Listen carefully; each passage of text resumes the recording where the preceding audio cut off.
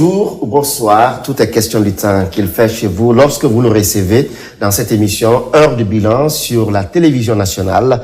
Merci de votre fidélité à cette chaîne. Ce soir, nous revenons sur une année déterminante pour l'action publique dans le domaine de la promotion féminine, de l'enfance et des personnes vulnérables. 2025 marque un tournant pour un ministère autant stratégique que transversal et nous recevons la ministre de la promotion féminine, de l'enfance et des personnes vulnérables, Madame Charlotte Daffé. Bonjour ou bonsoir. Merci d'être sur ce plateau. Merci, Monsieur Camara. Bonjour. Et pour animer cette émission Heure du bilan, j'ai également à mon côté Thierno Amadou Mbouane Camara. Monsieur Camara, bonjour. Bonjour, Doga, c'est un plaisir. Bien, madame, comme je l'annonçais, nous vous donnerons cette première partie pour vous de revenir sur les actions phares de votre département cette année 2025. Comment vous avez utilisé votre budget, question de compte rendu à la population. Nous vous donnons ce temps de nous présenter les actions de votre département.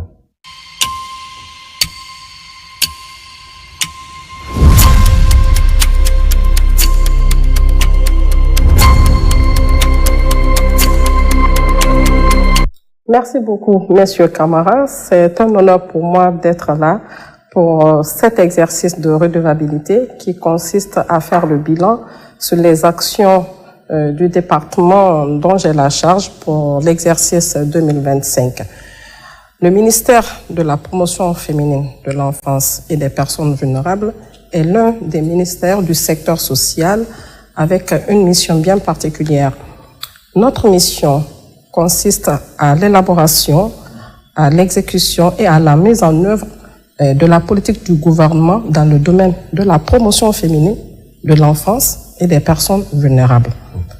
Quand on parle de promotion féminine, cela renvoie au genre, à la promotion, la protection des droits des femmes et des filles, mais également à l'entrepreneuriat des femmes avec pour finalité l'autonomisation, le respect des droits, l'équité des femmes et des filles. Quand on parle de l'enfance, cela renvoie à la protection et au bien-être des enfants, avec la mise en œuvre des actions contribuant à la protection des enfants, telles que nous l'utilisons dans notre jargon, ce qu'on appelle le VEDAN, la lutte contre les violences, l'exploitation, la discrimination, l'abus et la négligence vis-à-vis des enfants, puisqu'aucun pays, aucun État ne peut se développer si ces ressources humaines, en l'occurrence les enfants, ne sont pas protégées et suivies. Et enfin, les personnes vulnérables, ça nous ramène à cette couche sociale, cette frange de la population dont l'État, pour lesquelles l'État a la lourde responsabilité d'assurer l'inclusion sociale, mais aussi d'afficher ou d'exprimer une certaine solidarité conformément au troisième pan de notre devise nationale qu'est la solidarité. Maintenant, pour revenir à la question que vous venez de poser, pour revenir au bilan, vous me permettrez de le faire en partant des trois piliers fondamentaux qui compose le département dont j'ai la charge. Donc, je commencerai par la promotion féminine. Au niveau de la promotion féminine, nous avons mis en œuvre 5 actions phares ayant un impact direct sur les femmes et les filles de Guinée. Nous avons commencé par l'élaboration et la validation de la politique nationale JAR 3. JAR 3, pourquoi? Parce qu'on a élaboré une première politique en 2011, une deuxième en 2016 et une troisième avec l'accompagnement technique et financier de notre partenaire, le Programme des Nations Unies pour le développement, le PNUD. Nous avons pu élaborer et valider la politique nationale du JAR 3 avec toutes les parties prenantes. Je veux parler des chefs services genre et équité des différents départements sectoriels et désormais, cette politique sert de référentiel pour tout ce qui concerne le genre en République de Guinée. Et également, nous avons inauguré et opérationnalisé le guichet unique VBG de Dubreka. Ce guichet permet aujourd'hui d'accompagner les femmes et les filles victimes de violences pour un accompagnement de façon holistique, c'est-à-dire prise en charge psychosociale, accompagnement médical et suivi, en tout cas dans son ensemble, avec les médecins et l'écoute et les travailleurs sociaux du département qui y sont pour accompagner les femmes ou les filles qui sont victimes de violences parce que elles sont recueillies dans ce centre. Okay. Donc ce centre, c'est une première et nous prévoyons de faire une mise à échelle nationale. Mais déjà, ce premier centre qui est opérationnel aujourd'hui nous aide vraiment à aller de l'avant pour la gestion des cas de VBG. Ensuite, nous avons inauguré le 37e CAIEF. CAIEF, c'est les centres d'autonomisation à l'entrepreneuriat des femmes et des filles. Et nous avons inauguré le dernier centre à Kouria, précisément à Kouria, il y a quelques semaines, peut-être, disons, un mois environ, et avec une capacité d'accueil de 600 apprenantes. Et aujourd'hui, dès l'ouverture, les premières semaines, nous avons pu enregistrer 250 inscriptions. C'est pour vous dire combien de fois ces centres constituent des écoles de seconde chance pour les jeunes filles et en abandon scolaire ou parfois même les filles ou les femmes qui sont victimes de mariage d'enfants et qui se retrouvent après en abandon scolaire et que nous accueillons, ou même celles qui ne sont pas allées à l'école. Donc, dans les prochains jours, nous prévoyons de diplômés, en fait, que 1700 environ vont recevoir leur diplôme de fin d'apprentissage. Mais nous ne les laissons pas sur le marché de l'emploi. Dès lors qu'elles ont leur diplôme, nous essayons de les mettre en coopérative pour qu'elles puissent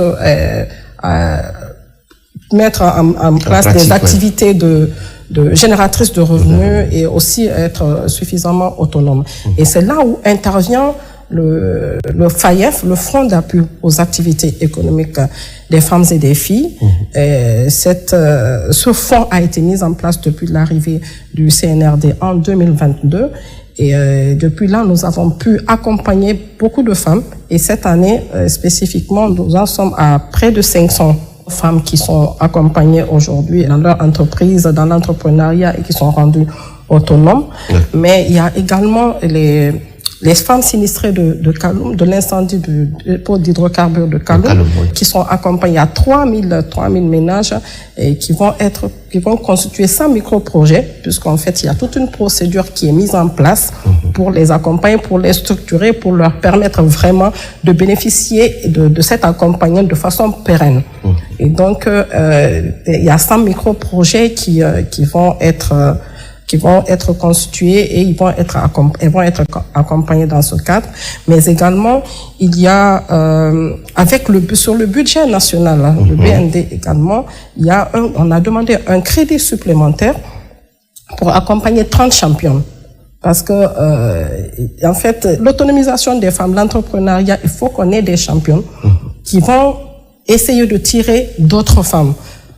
Les 30, vraiment, ça va être des modèles, des pilotes qui vont essayer de tirer aussi d'autres femmes vers le haut.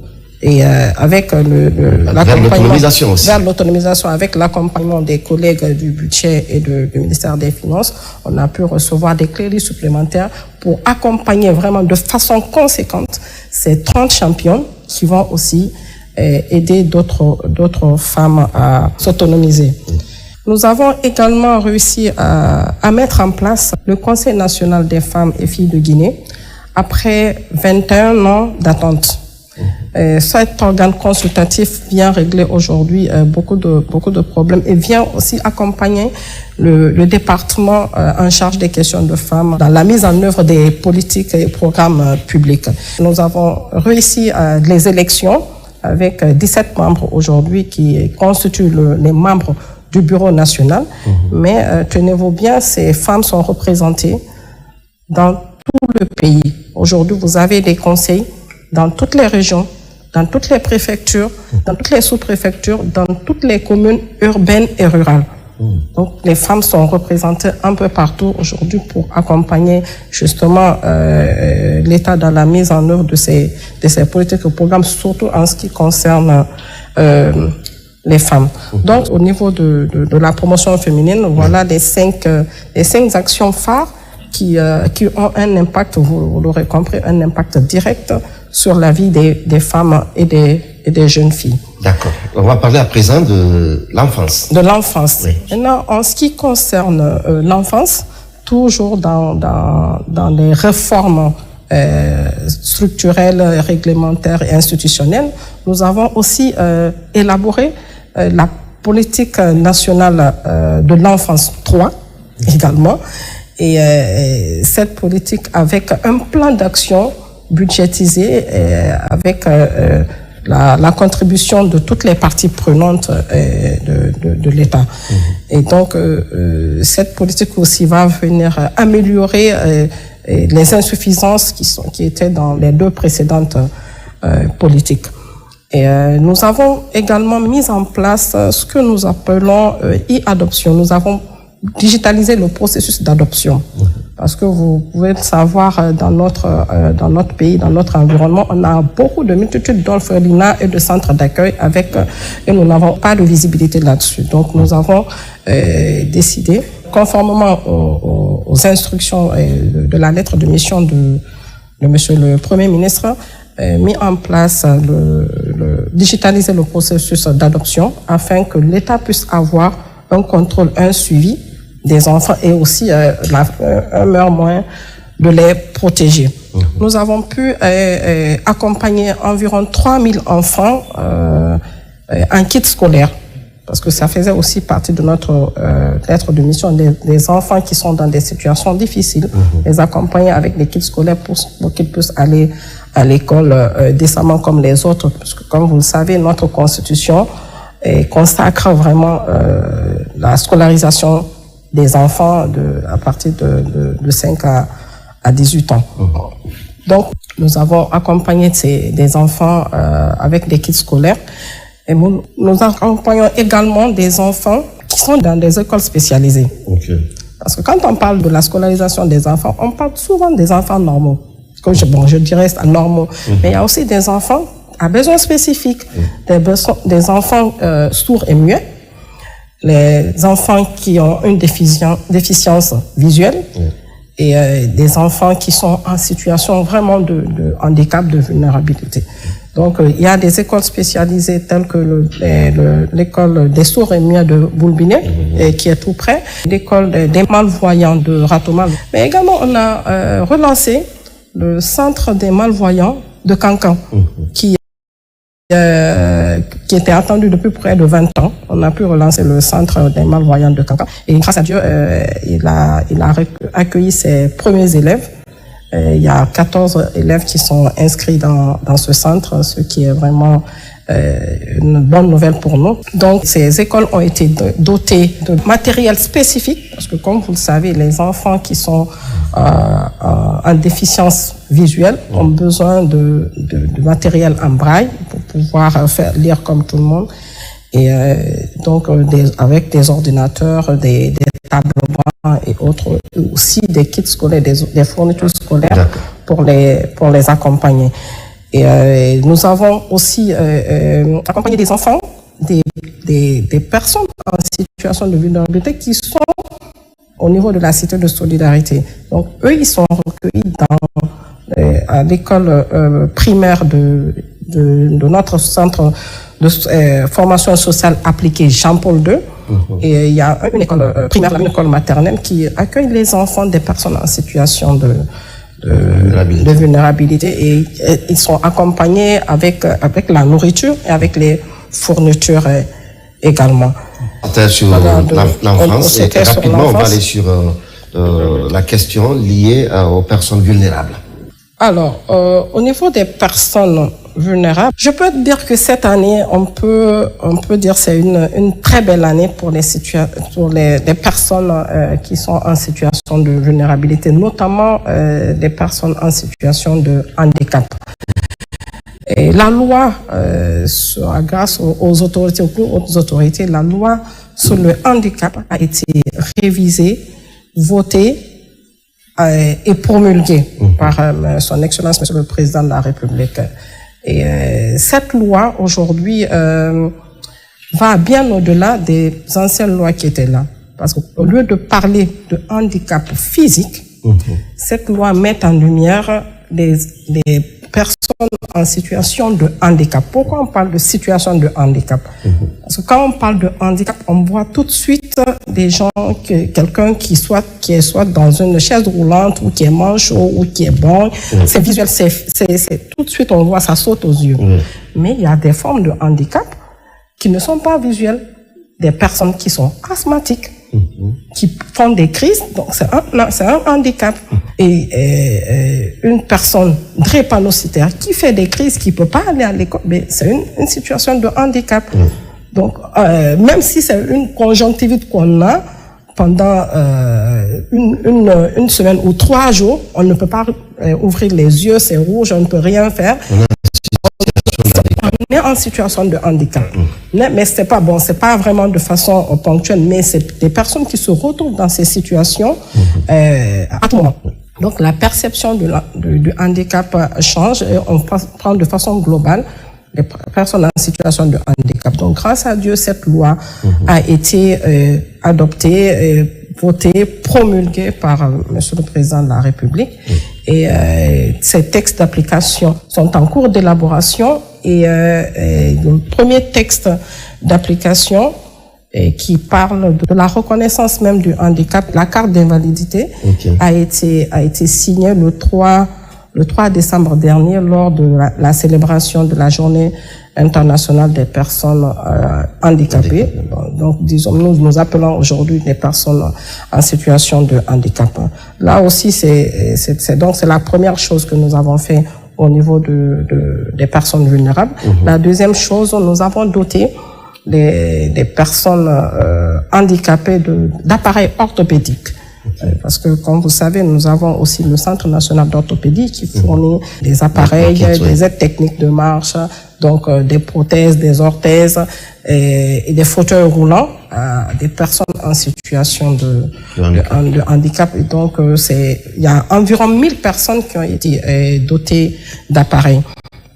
Mais également, il y a 3000 enfants, parce que quand on peut pas voir que des personnes qui ont perdu un membre, mais il y a aussi des personnes qui sont atteintes d'albinisme.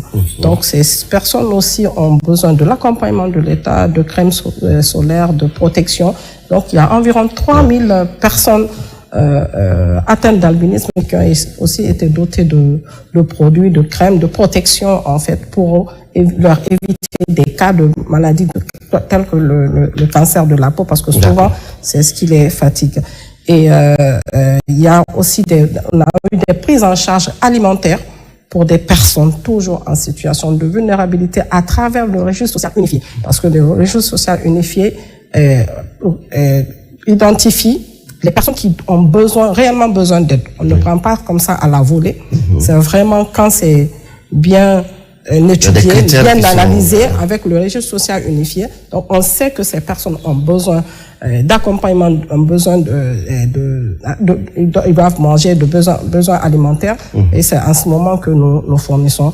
Et ces personnes-là aussi sont accompagnées. Il y a également l'accueil, parce que ça, on ne le dit pas très souvent, mais il y a un rôle que le département joue, mais qui est souvent méconnu, c'est l'accueil et la réinsertion des migrants retournés. Parce qu'une fois que les migrants reviennent, ils deviennent le poids du département. Parce que c'est nous qui gérons les vulnérabilités. Quand ces personnes reviennent, elles sont vulnérables. Il faut faire quoi? Il faut déjà les accueillir, il faut les orienter, il faut les réinsérer.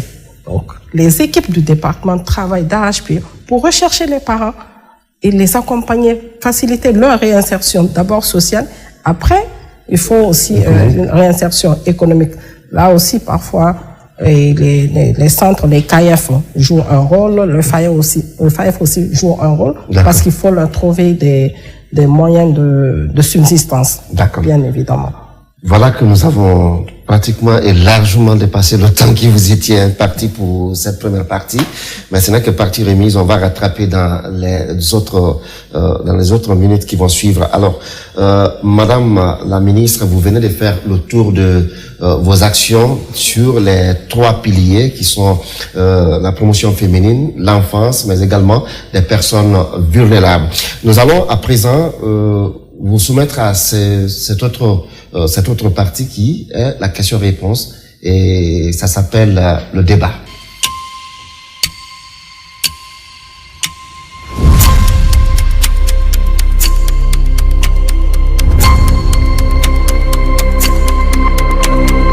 Nous poursuivons ce numéro avec la deuxième partie qui est le débat. Et Thierno Amadou Camara, on a suivi Madame la ministre, on souhaiterait bien l'écouter aujourd'hui sur le budget, oui, et l'utilisation du budget.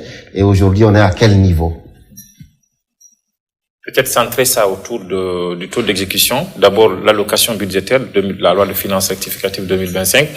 Savoir à quel niveau vous êtes. Et parce que vous avez parlé tout à l'heure du fonds d'appui aux activités des femmes. Vous avez parlé de la mise en place des CAEF. Toutes ces activités ont coûté combien aux contribuables guinéens? Ok, merci beaucoup pour cette question. Au titre de l'exécution budgétaire, nous avons, comme je vous le disais, sur le BND, on a pu avoir avec le pool financier un accompagnement supplémentaire pour aider les femmes. Donc tout ça, c'est venu rehausser notre budget qu'on avait au départ dans la LF. Donc à la LFR, notre budget a considérablement augmenté de 24%. Okay. Donc sur la LFR, au titre des dépenses de personnel, on était sur 54 milliards 660 millions environ. Nous avons pu engager 45 millions. Comme vous le savez, ça c'est le titre 2, c'est les dépenses de personnel. Ça va de toute façon être exécuté. Donc nous sommes à un taux de 84%. Donc on attend juste les paiements des salaires du mois de décembre pour que ça soit à 100%. Ensuite, au titre des dépenses de biens et services, nous sommes à un taux d'engagement, parce que j'entends par engagement tout ce qui est engagé systématiquement avant la fermeture de la chaîne, ça sera exécuté. Donc aujourd'hui, de 98 milliards en LFR, on est à 43 milliards d'engagés, soit un taux de 44%. Au titre des dépenses de transfert, ça c'est ce qui concerne les EPA. Sur 91 milliards en LFR, on est à 50 milliards engagés, soit un taux d'engagement de 55%, qui est sensiblement égal au taux d'exécution également. Maintenant, ça fait un total sur les ressources propres de 45% de taux d'engagement. Maintenant, si on prend les FINEX, on est à un taux de 78%. Sur 49 milliards, on est à 38 milliards engagés. Donc, on est à 78,37% au niveau des financements extérieurs. C'est-à-dire que les projets financés par les banques multilatérales et autres ont connu vraiment une avancée très, très significative au cours de cette année. Et donc, j'espère que d'ici le premier trimestre 2026, on aura clôturé avec ces financements extérieurs des partenaires. Donc, ce taux d'engagement est satisfaisant parce que, comme je vous l'ai, au niveau du titre 2, ça sera exécuté à 100%. Dès que les salaires du mois de décembre vont passer, mais les 24% aussi qu'on a demandé de crédits supplémentaires au niveau de certaines de nos directions ont amélioré la LFR de 24%. Et donc globalement, on peut dire que l'exécution budgétaire pour cette année est globalement satisfaisant. Satisfaisant puisqu'on est au seuil de 50%, ce qui n'est pas toujours évident quand on prend tous les contextes et toutes les procédures qu'il y a autour de l'exécution budgétaire.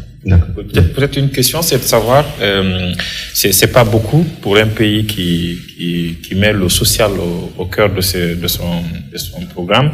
mais c'est déjà suffisant vu le niveau économique que nous avons. Qu'est-ce que vous faites pour que, je ne parle pas de l'enfance, mais de la protection de la femme, mais aussi des personnes vulnérables, pour que l'assistance ou l'accompagnement que vous faites soit un accompagnement pour amener les gens à se prendre en charge? Qu'est-ce que vous faites pour l'autonomisation et des personnes, des femmes et des personnes vulnérables, pour que ce ne soit pas un accompagnement perpétuel de l'État? Parce que c'est quand même une charge, Madame la Ministre. C'est une charge, mais quand vous prenez le budget du département, vous ramenez ça au budget global de l'État, ça ne fait pas 1%.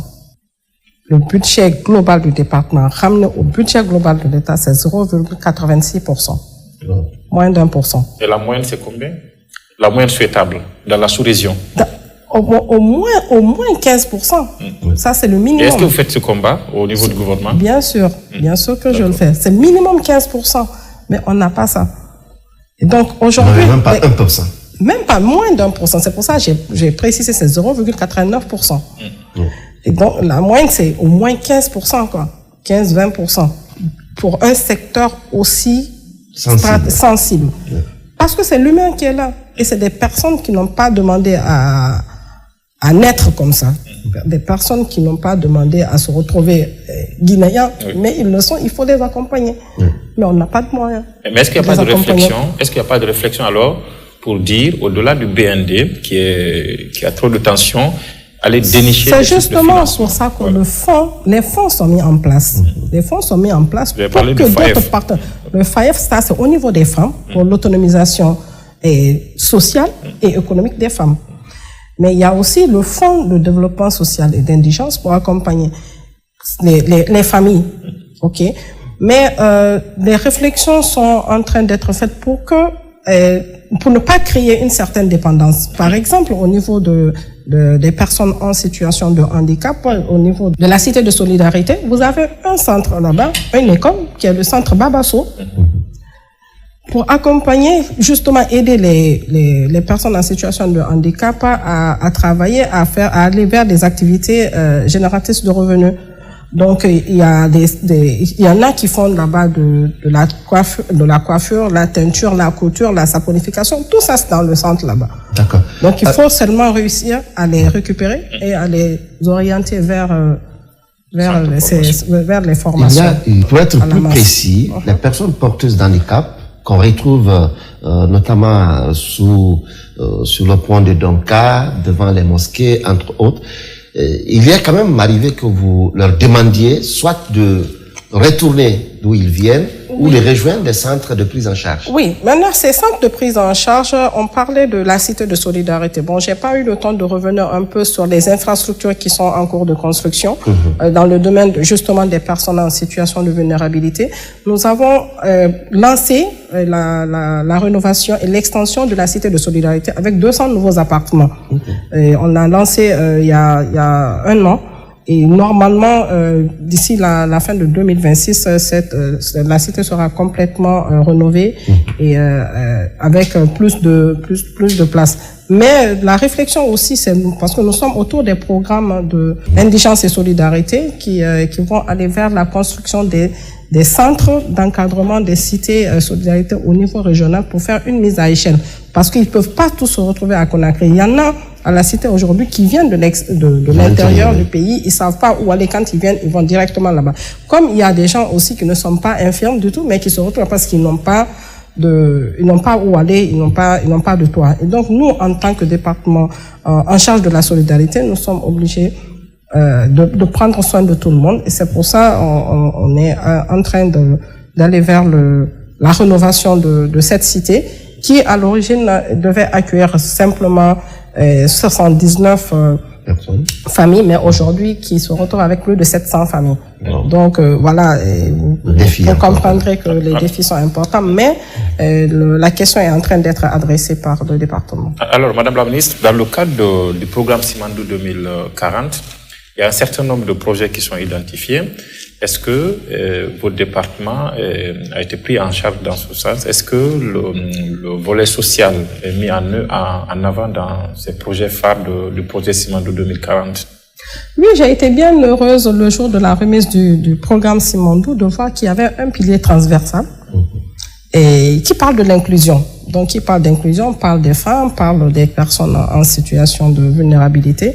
Donc, au-delà du 5e pilier qui est santé et bien-être, où on se retrouve aussi également, parce que dans les 5 piliers du programme, le département, vous l'avez dit à l'entame, que c'est un département transversal. Donc, on se retrouve dans chaque pilier, dans chacun des piliers du programme Simandou. Mais spécifiquement, il y a un dernier pilier qui a été rajouté, le pilier transversal qui parle d'inclusion. Donc, pour ça, on est vraiment pris en compte et nous allons, puisque l'équipe, l'unité de gestion du programme est en train de travailler sur tous les programmes. Nous avons déjà élaboré nos programmes sur les 4-5 prochaines années et parfois même 7. Donc, nous allons essayer d'agréger ça à ce qui est déjà en place au niveau du programme Simandou pour que les personnes en situation de handicap, les femmes, et pour qu'on parle vraiment d'inclusion au sens large du terme.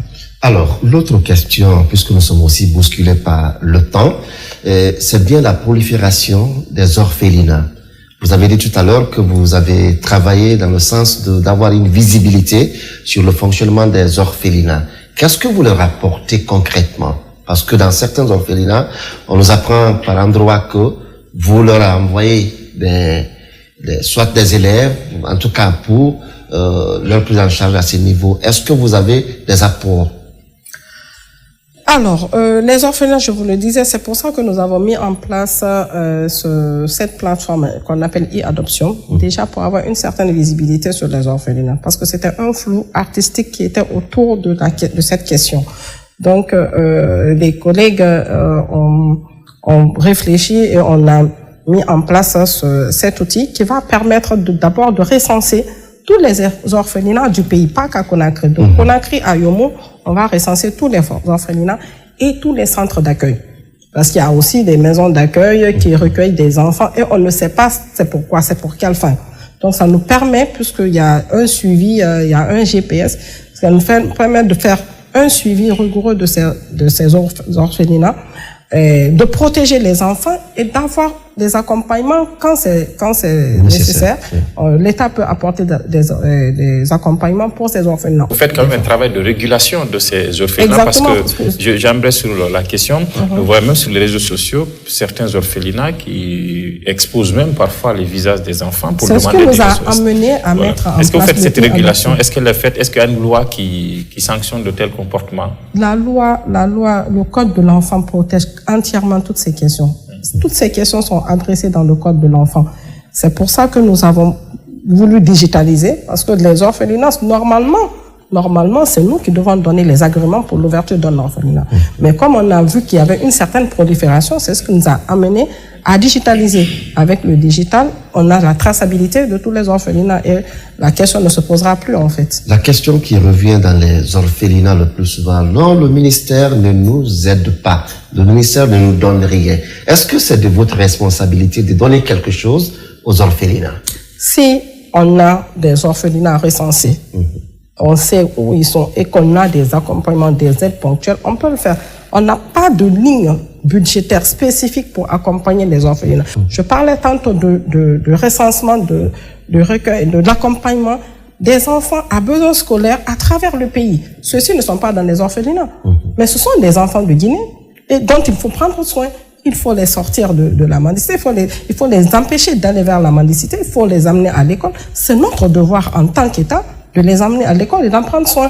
Donc, ceux qui mettent les orphelinats en place, si c'est nous qui leur avons donné les agréments qu'ils utilisent sont vraiment validés par nos soins, nous les appelons et quand bientôt Noël des enfants, nous avons des orphelinats qui sont recensés et qui viennent avec eux, nous collaborons.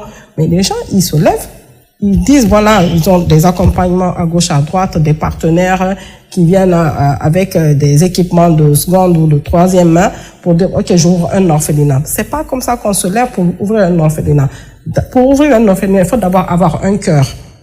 Il faut avoir vraiment la patience. Il faut aimer les enfants. Il faut avoir un côté humain mais très élevé pour pouvoir ouvrir un orphelinat et s'occuper des enfants. Il faut aussi avoir les moyens. Il faut avoir les moyens. Donc, on ne se lève pas subitement pour dire, en comptant sur l'accompagnement des uns et des autres pour ouvrir un orphelinat. Il y en a qui le font, oui, ils se retrouvent dedans de fait, sans le vouloir, ils se retrouvent avec 1, 2, 3, 4, 5 enfants. Après, ils se disent, bon, pourquoi ne pas s'occuper des enfants? Ces gens-là doivent être régularisés. Et il y en a, on ne sait pas c'est pour quelle fin ils retiennent les enfants. C'est justement pour ça que nous avons voulu digitaliser, dématérialiser complètement la gestion des orphelinats et avoir une certaine visibilité pour protéger nos enfants, accompagner éventuellement. Et est-ce qu'il y a spécifiquement quelque chose pour les personnes du troisième âge? Bien sûr, il y a l'accompagnement des personnes du troisième âge. Quand je parlais de l'accompagnement des personnes en situation de vulnérabilité, c'est y compris les personnes du troisième et du quatrième âge, bien sûr. Vous voyez que ma population, c'est vraiment... Bien, merci beaucoup, Madame la ministre, Madame Charlotte Daffé. Je rappelle que vous êtes ministre de la promotion féminine, de l'enfance et des personnes vulnérables. Nous passons à présent à la dernière partie de cette émission qui s'appelle À la loupe et vous allez recevoir des questions des citoyens, des téléspectateurs auxquels vous allez répondre. Et c'est tout de suite.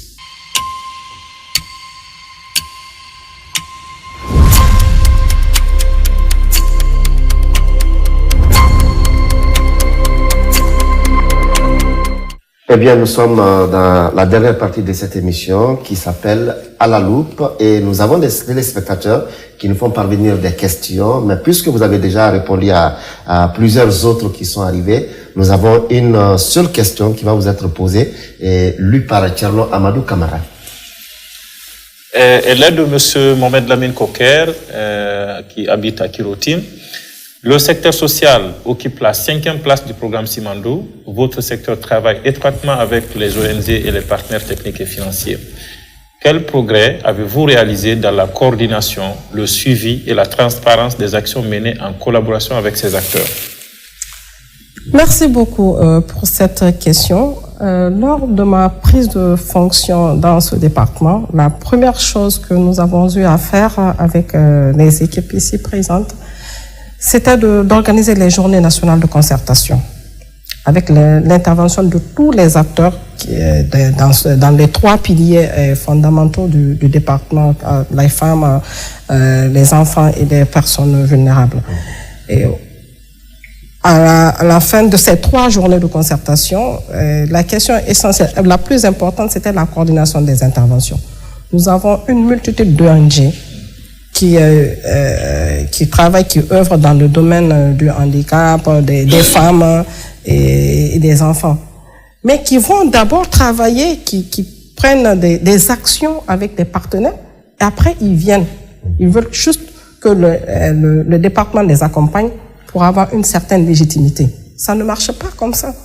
Il faut d'abord venir, que ce soit en ligne avec nos politiques et programmes, et quand c'est correct, on peut aller avec les ONG. Nous travaillons avec certaines ONG, mais il y en a peut-être sur 100, vous trouverez peut-être 2 ou 5 qui font des rapports d'activité. Les autres, ils font des rapports d'activité avec les partenaires techniques et financiers qui les accompagnent et qui leur donnent, qui ont aussi besoin de résultats d'ici la fin de l'année, quoi. Ils ont des projets, ils ont des budgets annuels et pour les exécuter, ils font avec les ONG à gauche et à droite qui forcément parfois ne sont pas en ligne avec nous, ce que nous faisons avec nos politiques et nos programmes. Et donc, la coordination, encore la coordination des interventions. Nous avons les mêmes cibles, nous avons les mêmes populations. Donc, ce que je demanderais, oui, nous travaillons avec les partenaires techniques et financiers, oui, nous travaillons avec les ONG, mais si nous continuons à travailler de façon dispersée, il n'y aura aucune visibilité, il n'y aura aucune importance pour les cibles dont nous avons la charge, à savoir les femmes, et les enfants et les personnes en situation de vulnérabilité. Donc, c'est le lieu pour moi d'appeler vraiment nos partenaires techniques et financiers qui travaillent avec nous, les organisations de la société civile, les ONG qui œuvrent dans le domaine des 3 secteurs, des 3 segments que je viens, qui composent le département, de venir. La porte du département leur est grandement ouverte. Ils peuvent venir en fonction des programmes que nous avons déjà élaborés. Nous en avons 8. C'est pas des tonnes. En fonction de ça. Et chaque pilier a un programme ou 2 programmes spécifiques. Donc, on part sur ça et on travaille vraiment pour le bonheur des citoyens. citoyens guinéens, c'est tout ce que nous demandons. Mais il faut que ce soit coordonné. Il faut qu'on arrête de travailler, d'aller en disperser, parce que ça n'aide pas personne, mais ça enrichit certains, et les pauvres cibles restent abandonnés à eux-mêmes. Voilà, Madame Charlotte Daffé, je rappelle que vous êtes ministre de la promotion féminine, de l'enfance et des personnes vulnérables. C'était la dernière partie de cette émission. Il ne nous reste plus qu'à vous dire merci d'être passé sur ce plateau. C'est moi qui vous remercie. Et votre mot de la fin. Je commencerai déjà par vous remercier pour votre écoute. Mais également, surtout, les cadres ici présents qui ont contribué à l'atteinte de tous ces objectifs que nous venons de dérouler. Et mes remerciements vont également à Monsieur le Président de la République qui met au cœur de ses préoccupations le social, à Monsieur le Premier ministre chef de gouvernement qui a donné des instructions fortes, les directives pour l'accompagnement des couches les plus sensibles de la population. Et vraiment, ce que je voudrais rajouter, c'est que quand on parle du social en Guinée, ça nous ramène au baptême, au mariage et au décès. Le département de la promotion féminine de l'enfance et des personnes vulnérables va bien au-delà, traite des questions encore plus sensibles que je viens de dérouler tout à l'heure avec vous. Et donc, qui traite la dignité des êtres humains, qui traite les personnes en situation de vulnérabilité, qui traite bien les femmes et les enfants, ça va pour le bien-être, aura réglé une question de justice sociale. Ce n'est que justice sociale pour le bien-être de la population guinéenne. Je vous remercie. Voilà, mesdames, messieurs, merci de votre fidélité à la télévision nationale. C'était ce numéro de Heure de bilan avec la ministre de la promotion féminine, de l'enfance et des personnes vulnérables. Merci de votre fidélité. Thierno Amadou Camara, merci. Merci. Merci à tous et au revoir.